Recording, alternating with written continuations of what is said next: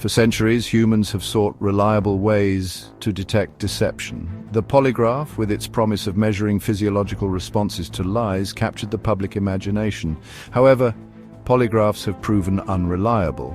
They measure stress, not necessarily guilt. Savvy deceivers can manipulate their physiological responses, while truthful individuals might exhibit anxiety simply due to the testing environment. This inconsistency renders polygraph results inadmissible in many courts. The search for a more accurate and objective method of lie detection leads us to a surprising source language. Linguistic analysis, the study of language patterns, offers a compelling alternative to traditional lie detection methods. Unlike physiological responses, which are indirect and susceptible to manipulation, language provides a more direct window into thought processes. When people lie, they involuntarily leak subtle cues through their choice of words, sentence structure, and overall communication style. These linguistic inconsistencies, often imperceptible to the conscious mind, can be powerful indicators of deception. Deception often involves reduced self-reference.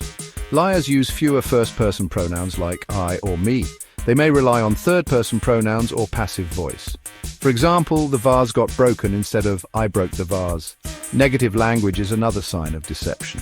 Liars may use more negative words like hate or sorry. This reflects their internal conflict and emotional turmoil. Liars often provide overly simplified explanations. Constructing a lie requires significant cognitive effort.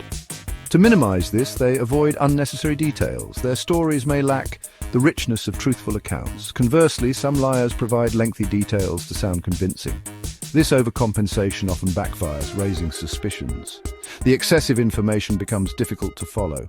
The liar's attempt to create an elaborate smokescreen reveals their true intentions. The case of Lance Armstrong, the former professional cyclist who vehemently denied using performance-enhancing drugs, provides a compelling example of linguistic analysis in action.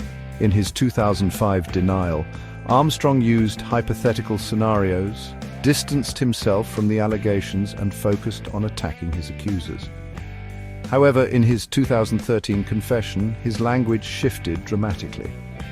He used more personal pronouns, acknowledged his emotions, and accepted responsibility for his actions.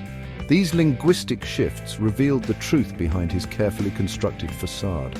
Similarly, the case of John Edwards, the former US senator who initially denied fathering a child out of wedlock, demonstrates the power of linguistic analysis. In his initial statement, Edwards avoided naming the child, used vague language, and distanced himself from the situation. However, when he finally admitted paternity, his language became direct, concise, and emotionally charged. He acknowledged the child and his responsibility, reflecting a shift from denial to acceptance.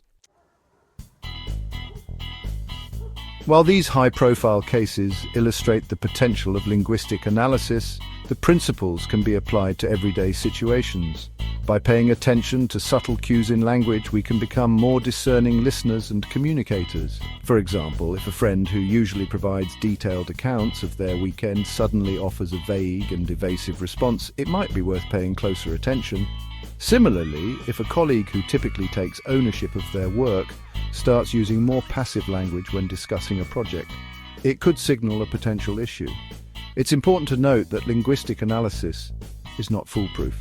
No single cue definitively proves deception. However, by considering multiple cues in context, we can significantly improve our ability to detect lies and make more informed decisions. By becoming more attuned to the nuances of language, we can navigate the complexities of human communication with greater confidence and clarity.